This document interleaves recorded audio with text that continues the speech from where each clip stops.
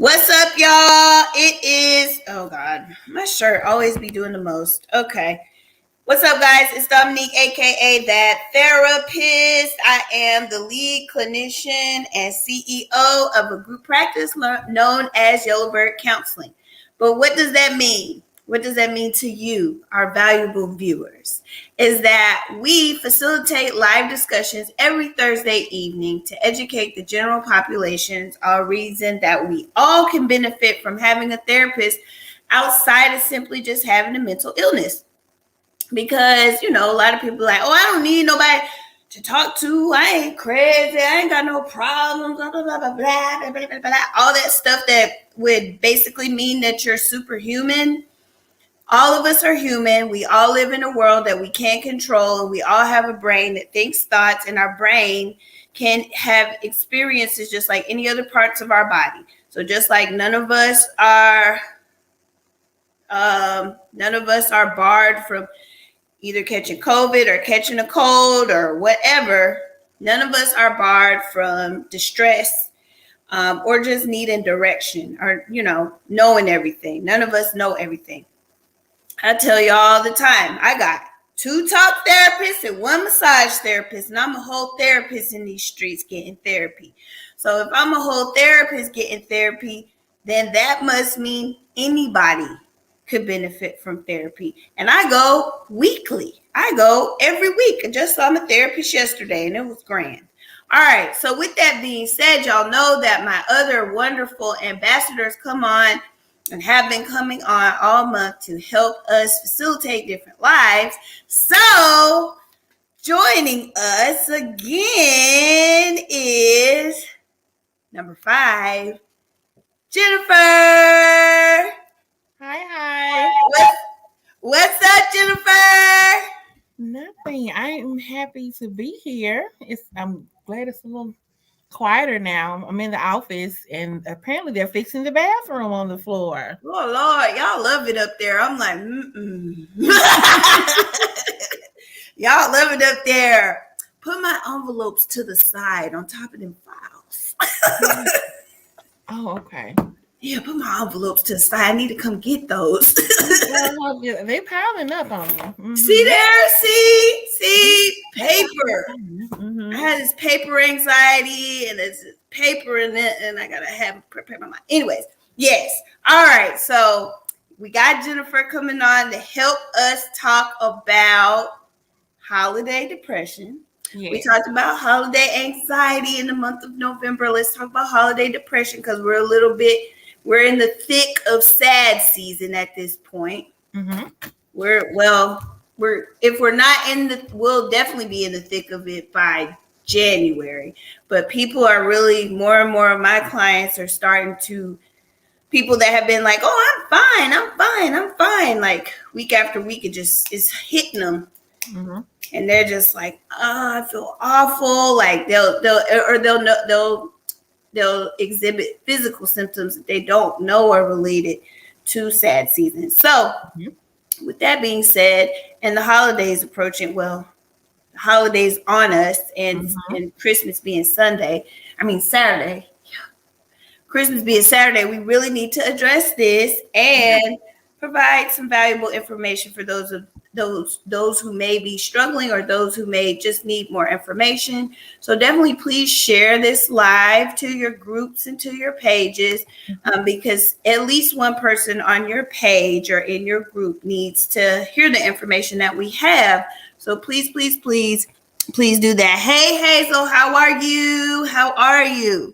All right, cool. So I don't know. Let's start by just our takes on the topic. So what is your take on holiday depression?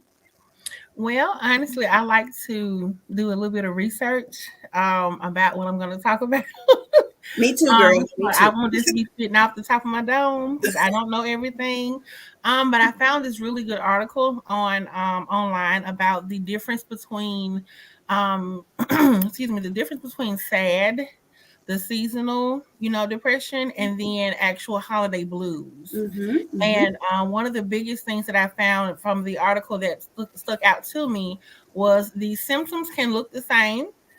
But the severity and the length of time that one experiences them is really what helps you kind of distinguish. Am I just kind of having these symptoms during the holidays, or am I having this a little bit further along? Prior to the holidays, leading up, and then even on into the new year type thing. So I did get some really good information that I do want to share. Yes. During this during our live, because I like to read. If it's not Yes. so, Definitely tell us. okay. So some of the information. So if I look into the side, that's why I'm looking at my phone because it's on my phone. But some of the information that I found about holiday blues is, I guess I want to highlight the symptoms and the signs and symptoms that kind of go along with it, because sometimes you don't know what you're going through unless you know how to identify it, right? So, what the article basically states is that some of the most common signs and symptoms of holiday blues would be, if you notice like changes in your appetite or in your weight, changes in your sleep patterns, if you find yourself depressed and or irritable, like basically changes in your mood, difficulty concentrating. Sometimes a person may experience feelings of worthlessness or guilt. Excuse me. They may feel more tired than usual, may feel more tense, worried, or anxious, and they may have a loss of pleasure in doing things that they used to enjoy. Now, these things, of course, are highly indicative of depression. But again, the holiday blues is different in terms of depression because it does not tend to last as long or be as severe. Okay. And so that again, that goes kind of into the article then kind of goes into the differences between sad and holiday blues, but I kind of already covered that part. So what did you find as far as like time, like as far as time frame difference with seasonal affective disorder versus holiday blues? So for seasonal affective disorder, it typically kind of carries on for about 40% of a year. So that's a pretty good amount of time of the year to be kind of struggling with that. The holiday blues, they typically tend to creep in the months of November and December and tend to taper off into the new year. Another thing that I found interesting is some of the, like I said, some of the causes, but then like one thing that was really important, and I was talking to a lot of my clients about it this month and also in November, but as we're nearing the end of the month and the end of the year, we tend to do a lot of reflecting. What this year was like, what did we do right, what did we do wrong, who's still living, who's in our life, who's present, who's absent. And so all that reflecting, while it can be really eye-opening for a lot of people, it can also solicit a lot of sadness and grief. And so, and I mean, and I can relate personally myself, even in the current, season that I'm going through in my own family right now. Like we're approaching a major holiday, and we recently had a death in our family. And so, collectively as a family, we're trying to navigate that. And so, a lot of times then you're reflecting, and then you come across the holidays, you start to really kind of highlight who's not here, who's missing. And then sometimes we may have depression or anxiety about going into the new year because we didn't do what we wanted to do or what we aspired to do within this year. So sometimes it's not just about being depressed or being sad about the gifts or, the tangible things. It may literally just be we've been in survival mode really for the past 2 years with this pandemic alone. And so now we're going into another year, and sometimes some sadness and blues can come along with that because maybe we're not what we thought we were going to be come December 31st at 11:59. Right. The whole new year is starting, and we got to try to get it right or figure it out for this, for this new season we're going to go into. Yep. And when I was looking at the topic as well and just gathering information, the expectations of yourself, in lots of areas, whether it be showing up to parties, buying gifts, or like Jennifer was saying, expecting yourself to be somewhere different, or just a lot of expectations will be very, very high, and cause people to feel defeated. So then you're experiencing these symptoms, and it may start off subtle, unlike SAD that is not subtle. It's like comes and then it lifts. It's so weird. It's like, oh God, like November 1st it comes, and then like maybe March 15th it lifts, and it's just like woof woof like a blanket. But with the holidays approaching, or when the holidays are approaching, they're now on us, you start to do more reflecting, and it's like subtle, because you might be doing subconscious reflection before the holidays actually hit. Like your being just knows they're approaching, and so you start doing this, and then when it hits, now the expectations are high, and that's why it's very important to prepare for the holiday season, not just to let yourself just kind of fall into it, especially if you experience SAD, or if you have experienced a loss, or if you have just experienced high stress or holiday blues. You definitely want to prepare for this time. So, yeah. And I will add too that in some of my research, I did find that basically individuals who deal with any type of already like pre-existing mental health condition like depression, bipolar disorder, schizophrenia, any of those, DSM-5, diagnosis, you kind of more likely to have episodes of your symptoms, resurging, or just you're kind of more predisposed to experience, the symptoms of depression. Kind of almost like where a person who may not have a condition may feel a minor or moderate, amount of depression or sadness around a holiday. If you are one who experiences or lives with a mental health condition, this is really a really important time of the year to be really intentional about your self-care and about your mental health and about where you are, and about being just really intentional with where you are, how you're feeling, where your thoughts have been, how you're resting. Are you physically hurting? Are your thoughts beginning to race? Are you having, changes in your energy? Like, this is really, really an important time of the year to really like highlight self, like to focus on self a little bit more, because of the things that we kind of already discussed in terms of the end of the year. The season's changing. It's darker outside sooner. So it's a whole lot of things environmentally that are, have an impact on our mood and our mental health overall.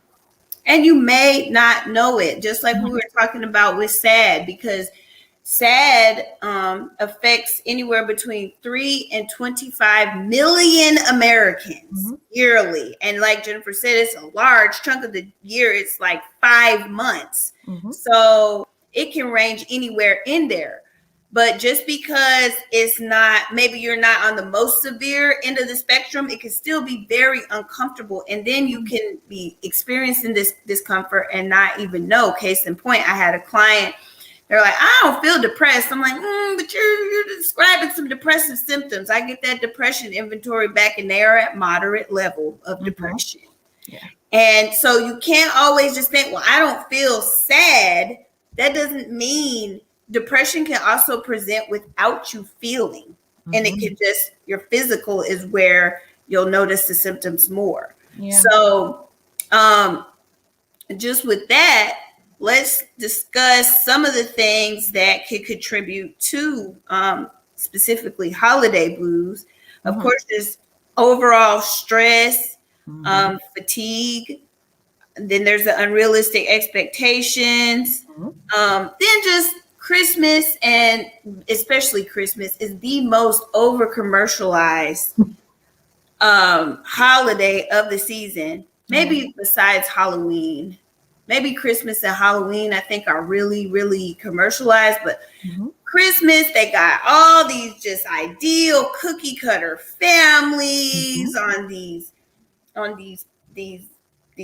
commercials on TV, on the ads, on flyers. And it's like, first of all, these are models, okay? Right. Their own individual, they might, for all we know, little Johnny sitting at the bottom of the tree in the commercial could very well be a foster child, for all we know. Okay. So, like, but because it's presented to us as, oh, you're supposed to have all these gifts under this huge tree that's super decorated, this large turkey, all these people over, we really buy into that. That really plays on our psychological. And I've had clients struggling with that. They're like, I feel real bad around this season because I see all these people doing all these extravagant things and I just don't know where I'm going wrong. I said, you're not taking enough pictures. That's all it is. Like, these people, they're taking these pictures at these appropriate times, but you don't really know what's going on in the day-to-day. You don't really know, like, all them being overly invested and going to everybody's house on Christmas, going to all the parties, getting gifts for everybody. That is going to catch up with these people that you see doing that. That's going to catch up with them. So I told my client, I was like, you're actually, how your life is now, how you're handling is actually balanced.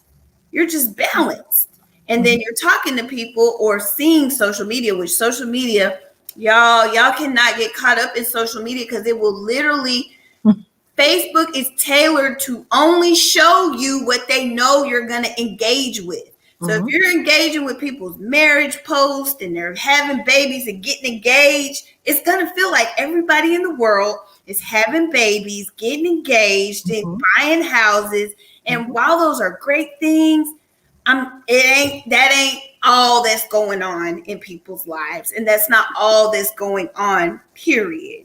So I suggest maybe tapering off of Facebook a little bit around this time if you notice yourself dealing with any of these symptoms, because all you're going to see is these big fake Christmas trees with all these presents under it if that's the kind of stuff you've engaged with. It's going to make you feel like everybody is doing it but you, when it's not true. Yep. I agree. Yep. So, and then of course, financial stress, overspending. You really got to have a budget. We talked about that when we were preparing for sad season in October, or was it the beginning of November? The beginning of November when we talked about that. Like, you got to have a budget, a holiday budget. And once your budget is met, that's it. So feeling like you got to buy presents for everybody. And I used to be like that. Now I just don't buy gifts for anyone. It's just easier that way because you worry about, who did I forget? Did I get this person a bigger gift? How am I, like, all that? It's too much stress. So I just don't get a gift for anybody. So nobody feels left out. Okay. So, and I like, making people happy. I'm not a huge gift receiver though. So I'm pretty horrible at giving gifts. Like, Secret Santas give me so much anxiety because I'm going to get the most, just nobody needs that type gift. So, and then just an inability to be with friends and family can also cause holiday blues. And it could be for any number of reasons. Jennifer mentioned, if you lost a loved one, that, they're not able to be there. Or maybe because just still due to COVID, like COVID is still a thing, people are vaccinated, but it's still a thing and people still aren't safe, And now with this Omicron variant, like stuff's getting kicked up a notch. Okay. So, it's just so that, or maybe they're just distant, or, for any number of reasons, friends and family could be distant, and that could definitely contribute to holiday blues. Oh yeah.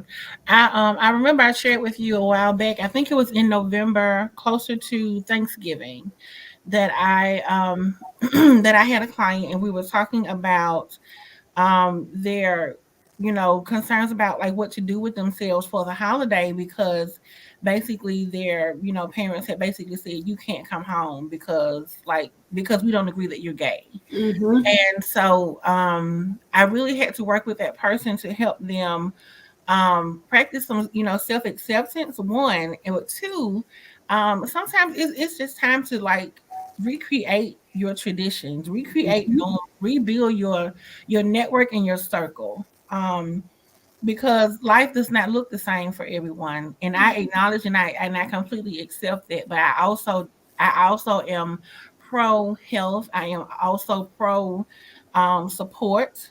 Um, I think it's so important, especially in the times that we live in, to be around people who genuinely love and care about us, and that nurture and build us up. And I'm not necessarily saying people who are just going to be yes people, but Mhm. I think we definitely need people in our corners to help nurture us, especially around this time of the year. Because one of the worst things that I can think of is for people to feel isolated and be alone. When you Mhm. see so much movies and commercials and TV shows and just all this unity and this families and everybody's happy, and then you have so many people who don't really have that luxury or that opportunity to be with people that love or care about them, or just have nobody at all. So that can definitely be a big contributor to developing the holiday blues. Recognizing that the culture of our society is like, this is a time for togetherness and gatherings and food and meals, and a lot of people may not have that. So, Right. Or it yeah, may not be safe for them yeah. to be with their family because their family could be mentally, emotionally, physically, financially, any number of ways of abuse. Mhm, Um, I've prepared several of my clients over the past week to spend the holidays away from their family because it mhm, brings them more peace because their yeah, family is toxic. mhm, And so being around family just for being around family's sake is like they're not trying to do that because they feel more peace at home. So we talked mhm, about a variation of things for their lifestyle, what mhm, they could do, a regimen for Christmas, for Christmas Eve and through the new year, things that they could do in order yeah, to keep their self engaged, even if mhm, they're not around their family. So mhm, yeah, So, but yeah, so some things you want to definitely consider is again with the expectations and the demands, balancing those. You need to mhm, create and maintain space for yourself and mhm, space for your wellness. That means sleeping mhm, still, eating still, mhm, okay, and taking that personal time, whatever that looks like for you. If you're going to the gym or doing yoga, still do that. mhm, I know their hours can change for places like that based on the holidays, but as best you can, maintain that routine. yeah, Maintain that routine that you have and engage in those things that you do on non-holiday days because this is mhm, still just another day. At the end of the day, this is mhm, another day. yeah, So balancing those demands with shopping, parties, friends, obligations, all that. mhm, Um, Even being mindful of your house guests, because a lot of people love having folks over. I know I'm one of them, but I got to manage, like, have your boundaries in place and mhm, communicate those to your guests mhm, before they get there. They don't get to just come to your house and run amok and do things that cause you stress. If you want to have, like, maybe you don't want to get up and cook for everybody every day. So maybe you might divvy out the task. Okay, so then cousin Susie might be really great at cooking breakfast. So she might cook breakfast, and her and cousin Lily be on a team and they do breakfast. And then Uncle Todd and boyfriend, they might be on lunch, and then girlfriend and mom or whoever might be on dinner. You could do it just mhm, like that. yeah, Divvy it out. If they're going to be living in your space, taking up space, they can mhm. contribute to the space while they're there. This is true. And you'll still be a good host. You can make it fun. We're gonna cook in Mhm, shifts. And then this is when we're gonna do eat, and when we're gonna do presents and secret Santa, all that. You can yeah, do all that still and not have to bear the stress by yourself. And then you can have the kids clean up after yeah, the meals. mhm, And there you go. So you're not stressed out having your house guests over there if you're somebody that likes to have house guests. So yeah, I don't know. What are your thoughts? So I definitely agree, but I'm not like you in that regard.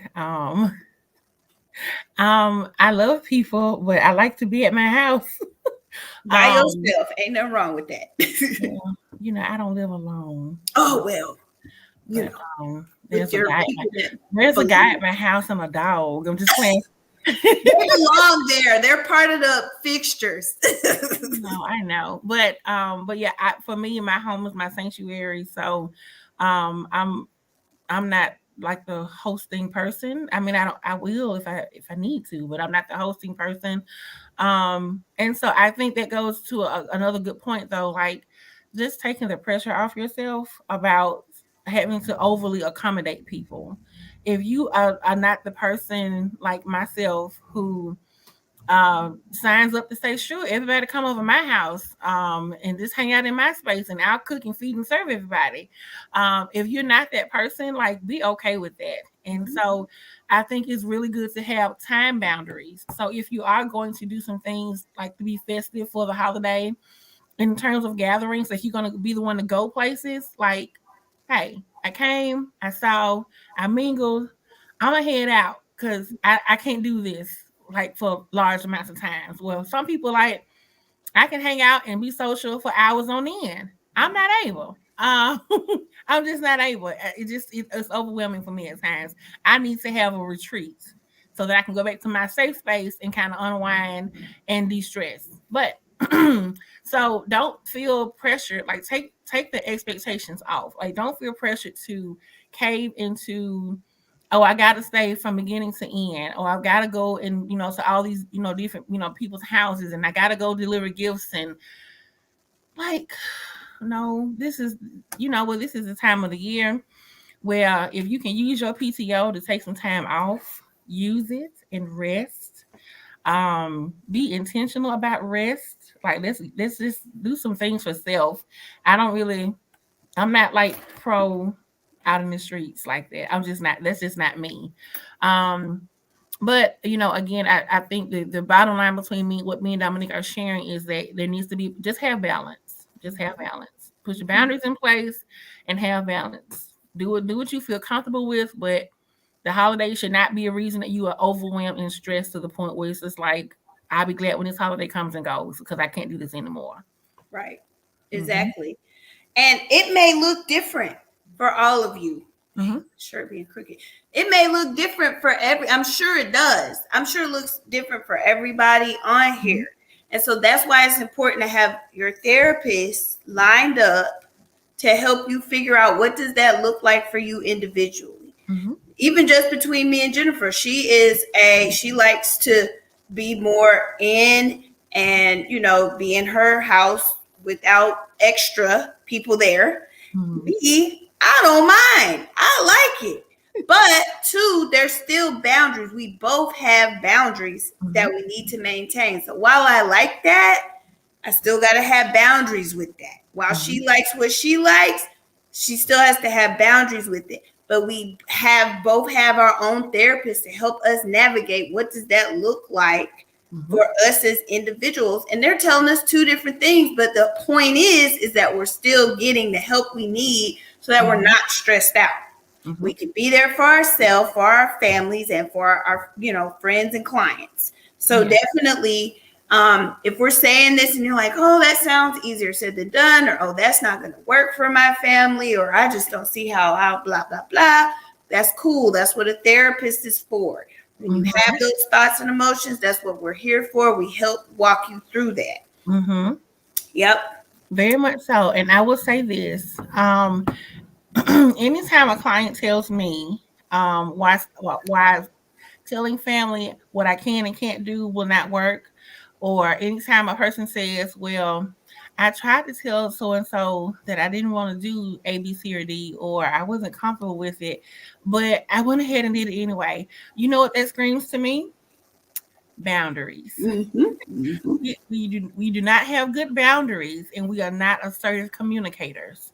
And so I have been helping so many of my clients to learn how to assert themselves without being passive and without being aggressive. Mm-hmm. Because those are two extremes that we really don't need to operate in. Mm-hmm. And so this holiday season, this is a really good time if you don't know how to assert yourself and say, I'm finna go. I'm feeling a little bit tired. I don't want to, hang out and play cards. I don't want to. I'm full. I done got my full share of my human interaction for today. Like, if you don't, if you find yourself struggling with saying that to people, even in the nicest way you can think of, oftentimes that is a key indicator that your boundaries are not in the healthiest place. Mm-hmm. And how we establish and maintain boundaries is through assertive communication, letting people know what I need, what I don't need, what I like, and what I don't like, what I need to do for myself, and how I need you to respect what I'm telling you. And so that can look like a number of things. But for an example, it could be if you are one who's hosting and time is winding, it's getting late in the hour, and you set a 3 hour block for a family gathering, and it's 6 hours in and people still hanging out, you tired, you over people, you overwhelmed. How do you assertively say, get out of my house? Mm-hmm. Mm-hmm. You Mm-hmm. assertively say that. And a good example could just simply be, hey y'all, I really enjoyed y'all coming through. I'm tired. I need my house back. We can always have another set another time, but I need everybody to just kind of start gathering your things so we can, reconvene at another time. And that's not aggressive. That's not passive. That's not me being sassy or petty. It's just me being genuinely like honest about where I'm at. I need y'all to beat it. And so, depending on your audience, you could just say, I need y'all to beat it. But Mm-hmm. nevertheless, when you are assertive, you use your I statements. You say what I need, and hopefully the people that you're speaking to will respond in a positive way and honor what you're saying that you need. That's how you communicate your needs. That's how you communicate boundaries. And that's how you maintain good boundaries, is learning how to communicate what your needs are. Right. Exactly. And Mhm. if y'all are anything like me, I'll be quick to be like, woo! So I'm tired. I'm about to go to bed.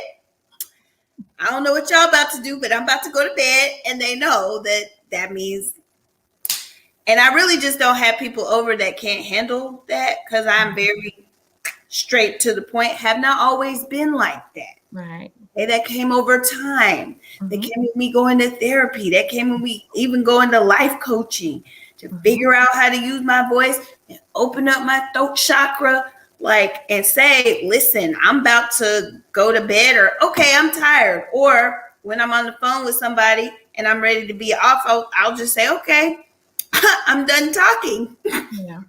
Just be done with it. And Yeah. people in my life know and love, they love who I am, and they know if they want to be a part of my life, that's just, how I communicate. It's not Mhm. mean.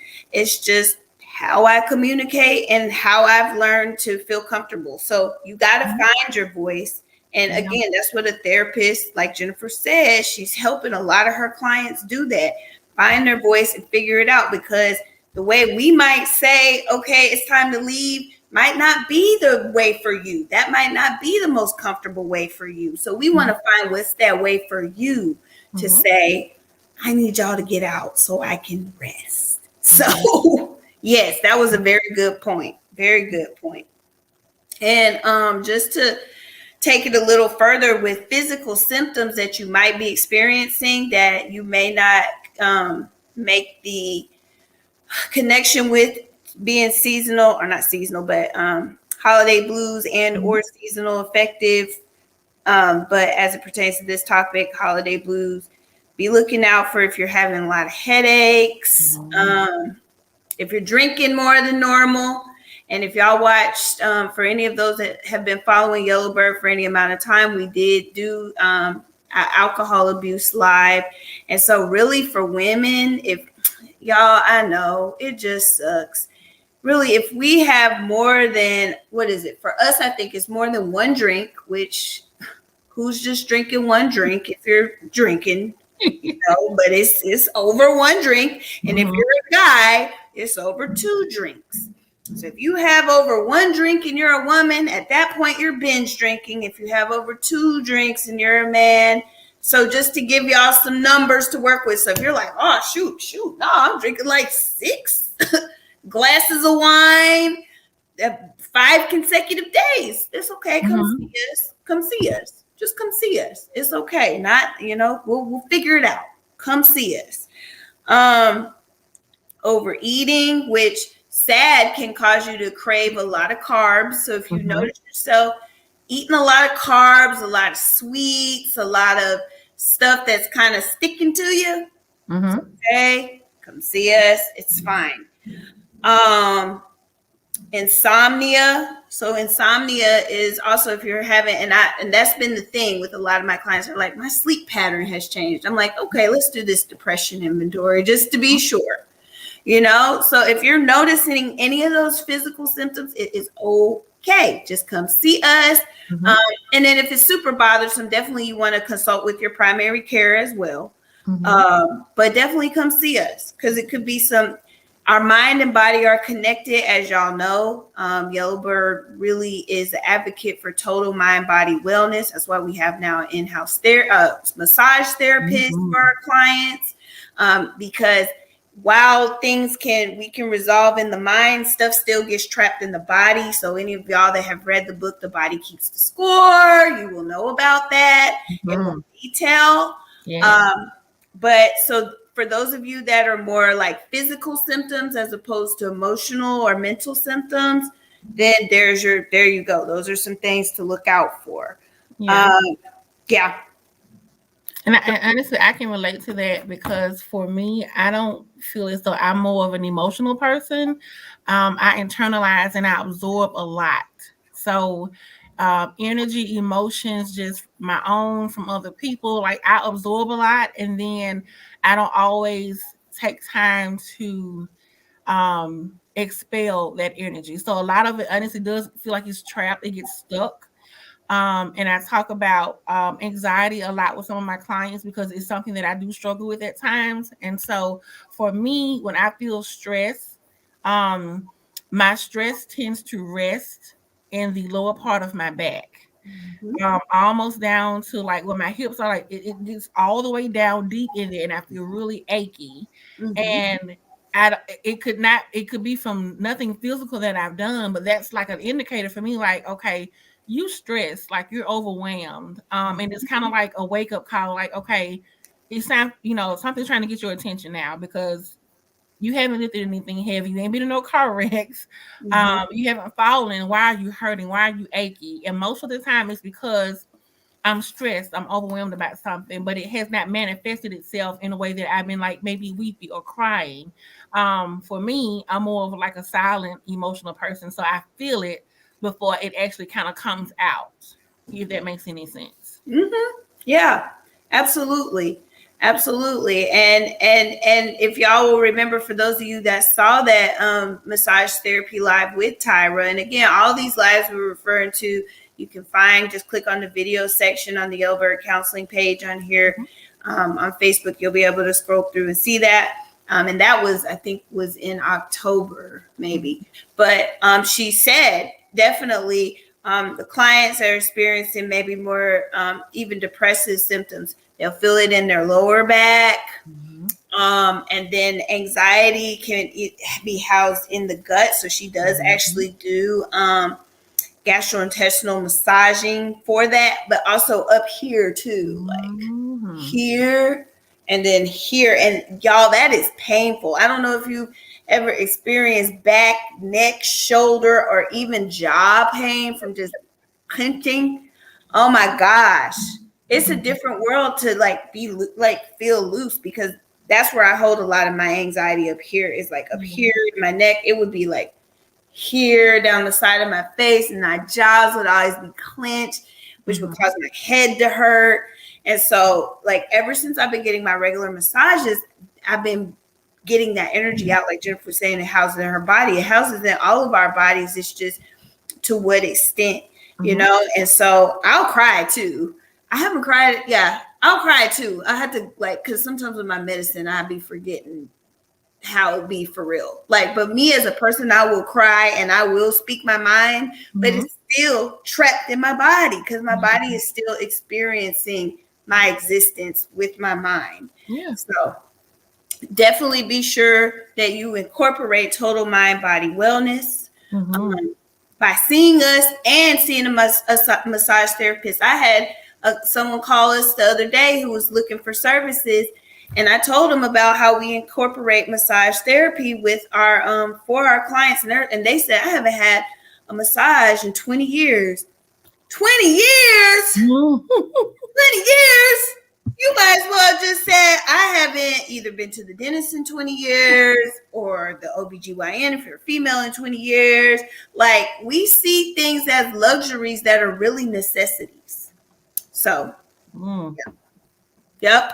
It's That's not a luxury, even though it happens in a spa when you go on your girls' days or your guys' days or whatever. Your spouse gets you a package for your birthday that's real nice. But I've had people buy therapy sessions for their spouses or loved ones or whoever as gifts. So definitely therapy is not a luxury, it's a necessity that we all can benefit from to some mhm. level. Yeah. So cool.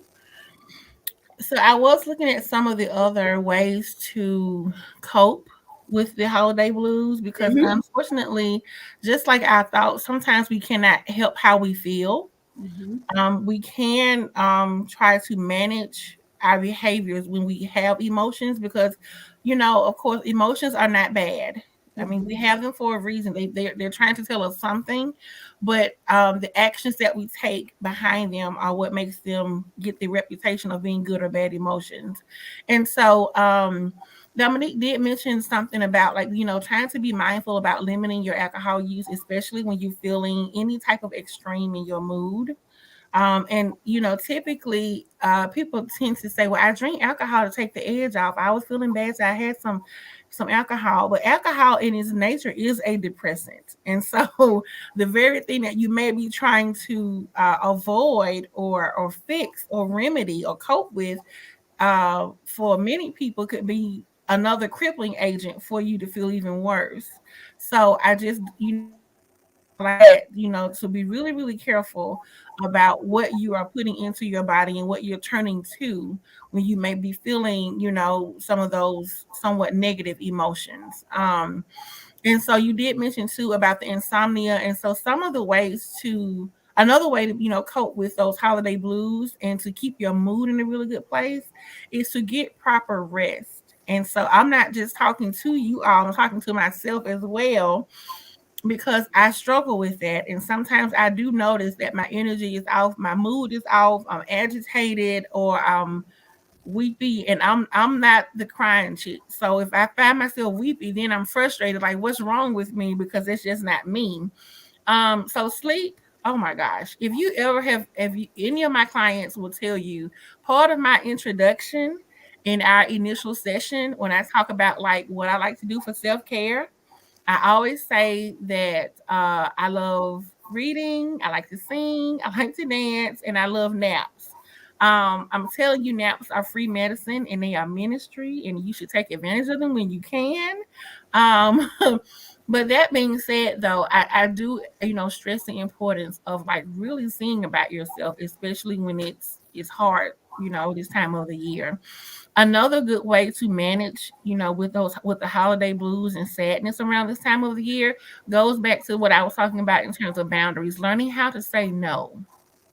Learning how to say no. A few weeks back, I did a presentation with the, I think it was the Jefferson County Housing Authority, Mm-hmm. and so a lot of the target population or the target audience were women who many of them were single mothers, and so some of them were dealing with, grief around the holidays, but others were dealing with, the feelings of pressure to provide and give their children things around the holiday. And something that I shared, which I still hold true now, even though I don't have children, but something that I shared about my upbringing is that because my mom was a single parent, um, sometimes she had to have some real conversations with us about what was feasible and what was not.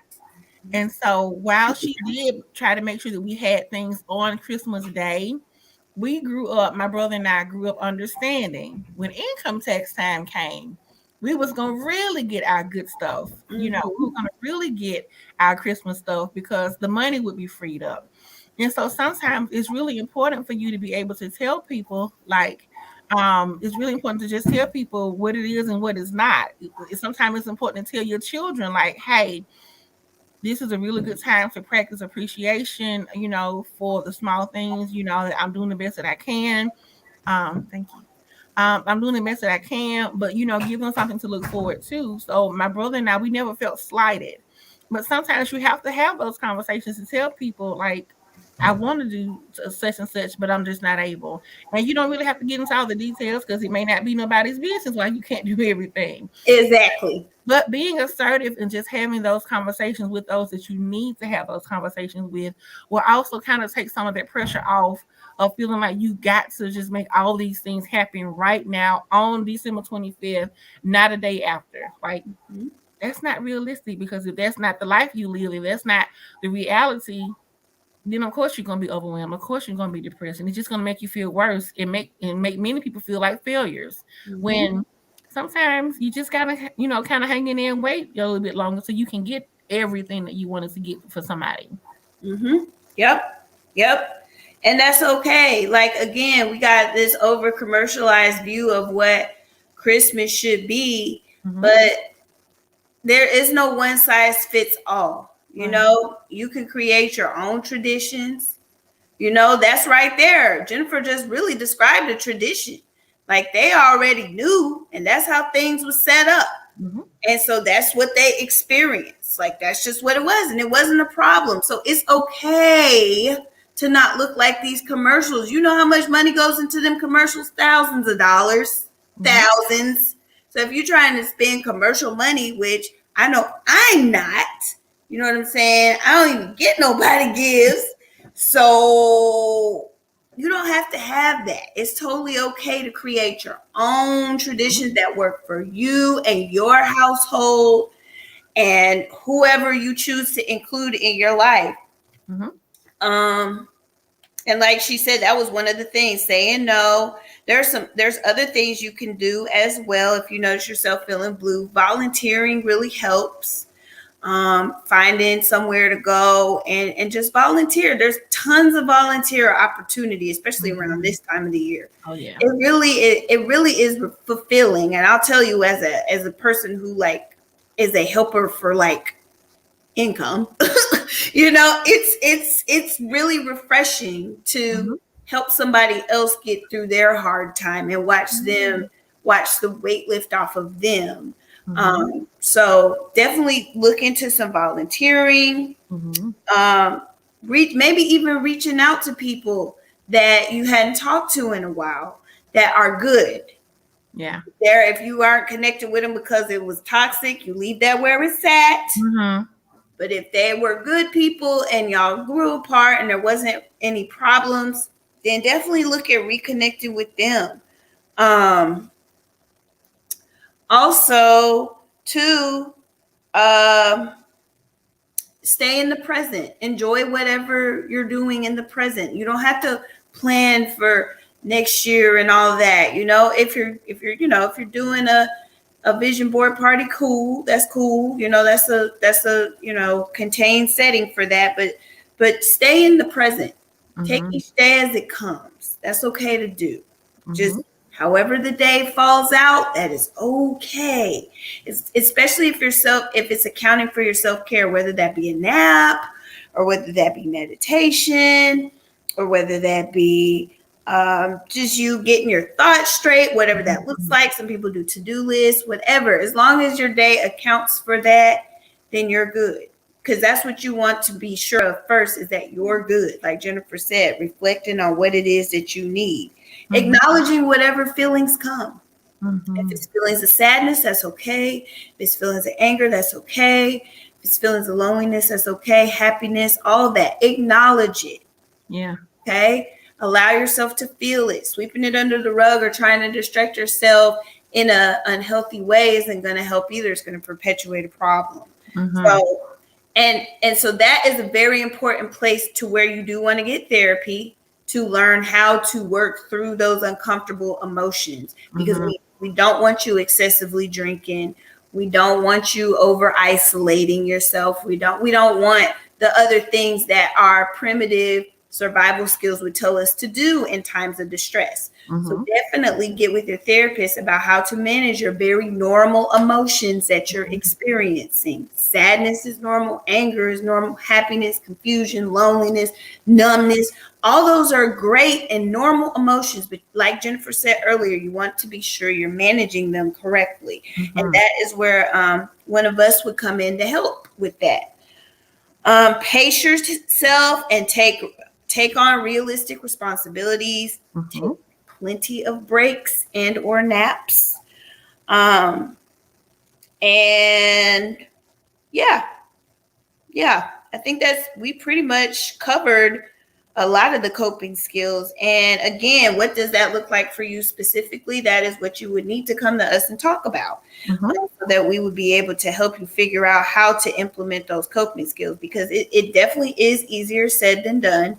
It's easy for us to take notes and read them off and say it, but to actually live it out is something completely different. And I know for myself, I have to have my therapist hold me accountable. And I'll be in sessions too, like, I know this is the best thing for me, but and then I do it, and then I come back and they're so proud, and we can move on to the next thing. Very good. Very good.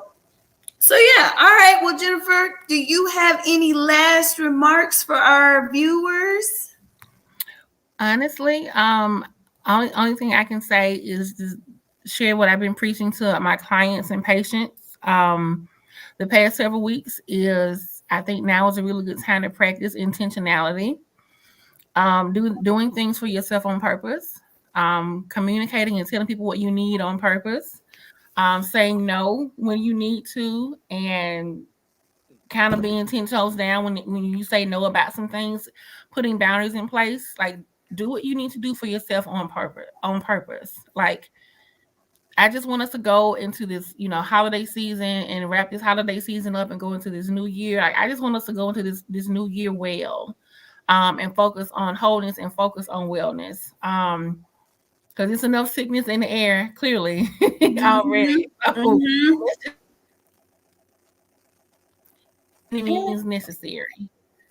So that's my 2 cents spiel on that. Absolutely. Well, thank you so much, Jennifer. And for those of you that are watching, please share this, because it could definitely benefit at least one person on your timeline or in your Facebook group. So please share us.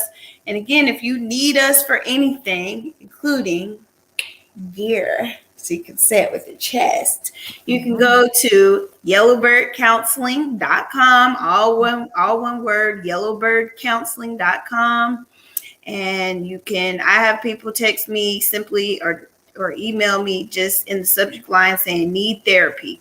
That's it. You could just email need therapy and I will help you take it from there and get you connected. We pretty much hold your hand all the way up to your first session. So it's not like you're going to have to do a whole lot of nothing really, except for just, respond.